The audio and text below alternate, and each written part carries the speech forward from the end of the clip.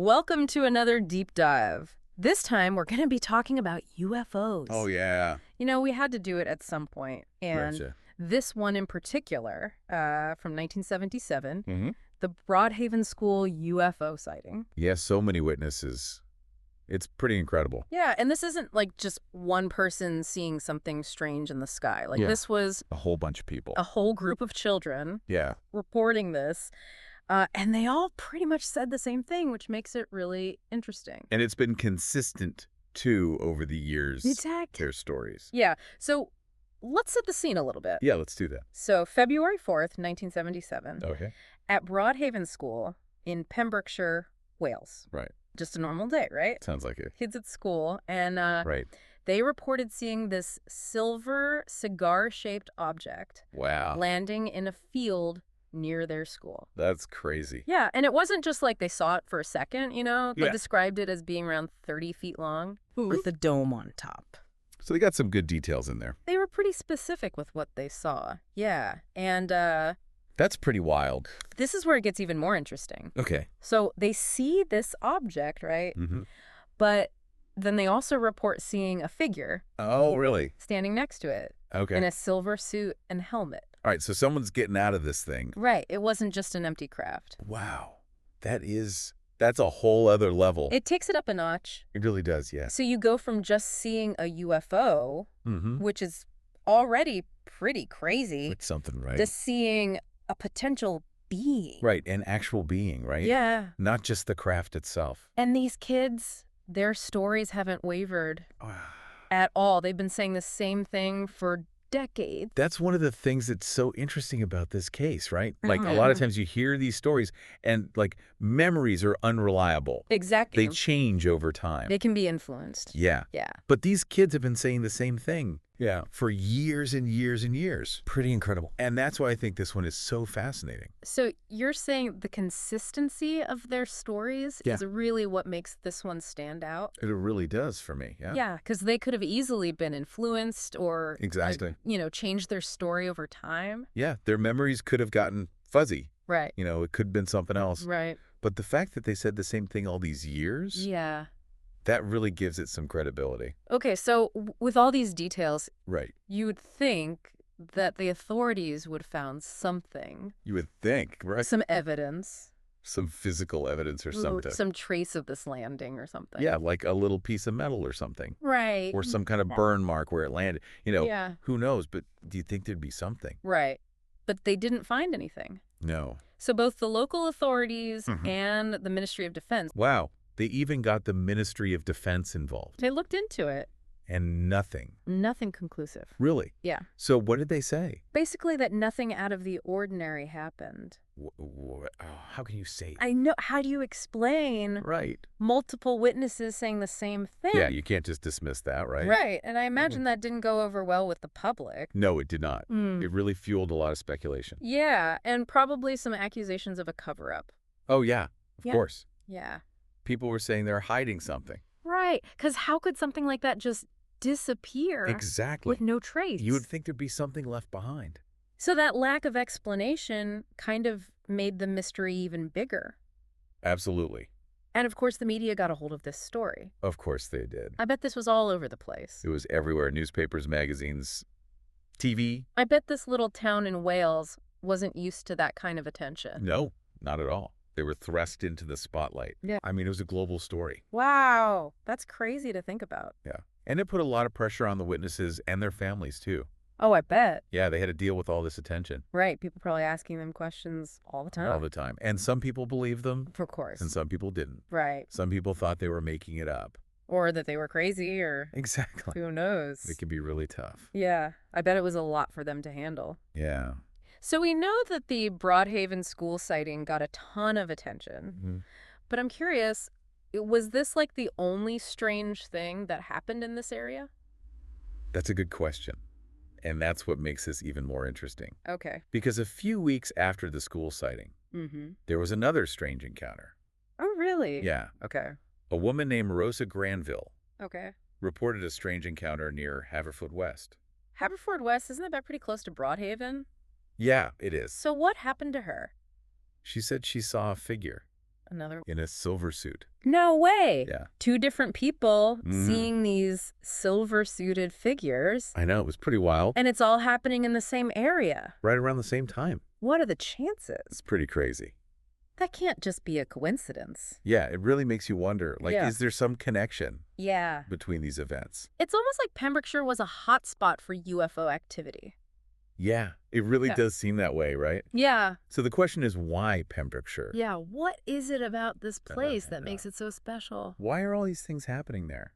We've got a lot more to talk about. Yeah, we do. So we'll be right back after the break.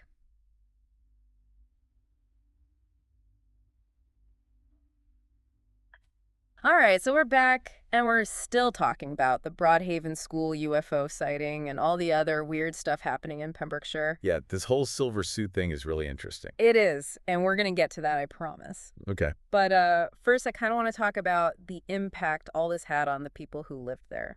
Yeah, that's important too, right? Yeah.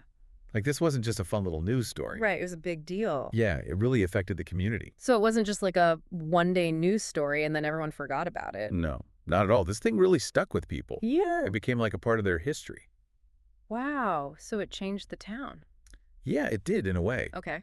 I mean, think about it. This little town in Wales suddenly becomes famous. Right, because of UFOs. Exactly. So did that change how people saw their town? Oh, yeah, for sure. How so? Well, for one thing, it brought in a lot of tourists. Tourists, really? Yeah, people wanted to see where it all happened. So like UFO tours. Exactly. They wanted to see the school, the field. Wow, that's wild. I know, right? And it wasn't just tourists. Researchers came too. Researchers. Yeah, like UFO investigators. So they were hoping to find something? Yeah, maybe some evidence or something. That's crazy. I know this little town became a hub for UFO enthusiasts. Wow. So how did the locals feel about all this? It's hard to say, really. I mean, some people loved it. They were happy to be on the map. Exactly. They saw it as an opportunity. Okay. But not everyone felt that way, I imagine. No, some people felt like it was too much. Too much attention. Yeah, they felt like their town was being exploited.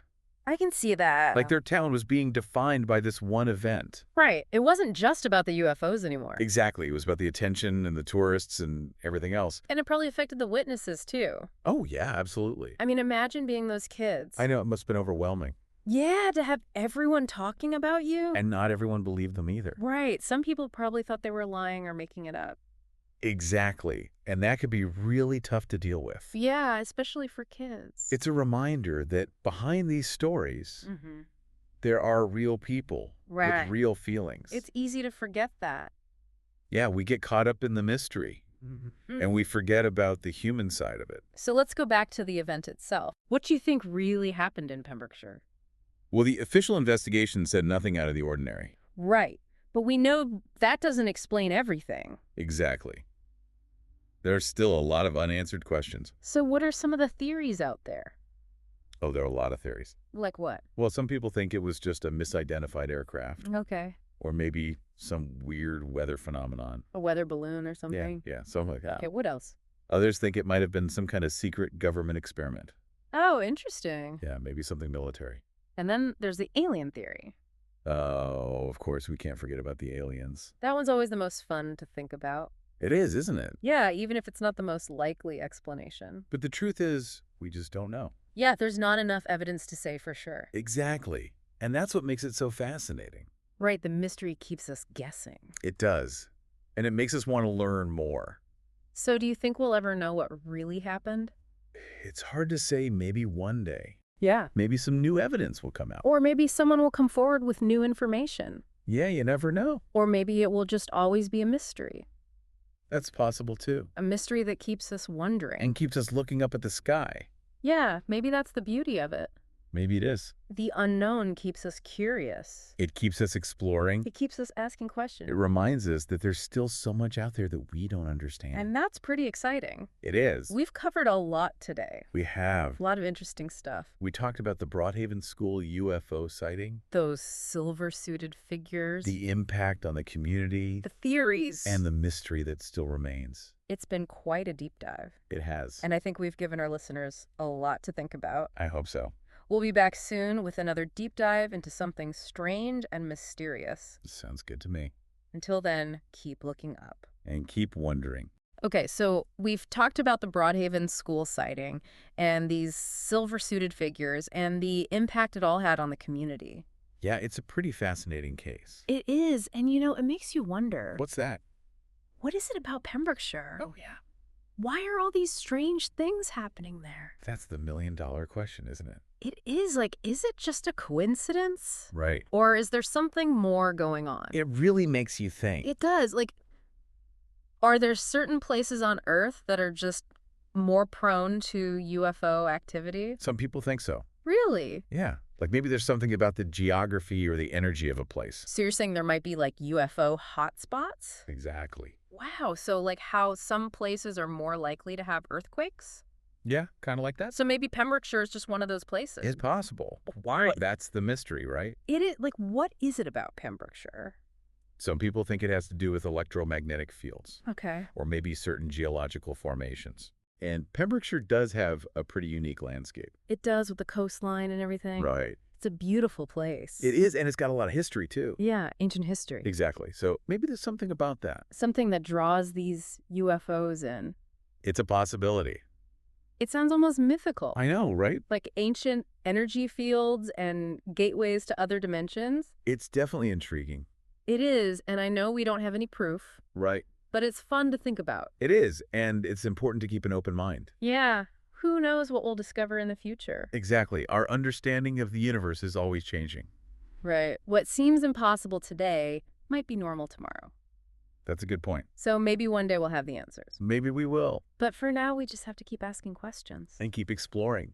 Exactly. That's what it's all about. It is the Broadhaven school sighting is a great example of that. It is. It reminds us that there's still so much we don't know. And that there's always more to discover. Well, I think that's a good place to wrap things up. I agree. We've covered a lot of ground today. We have. From eyewitness accounts to official investigations to wild theories. And everything in between. So to our listeners out there, Yeah. we hope you enjoyed this deep dive into the Broadhaven School UFO sighting. It's a classic case. It is, and it's a great reminder that the truth is out there. Somewhere. Keep looking up, keep wondering, and we'll see you on our next deep dive into something strange and mysterious. See you then.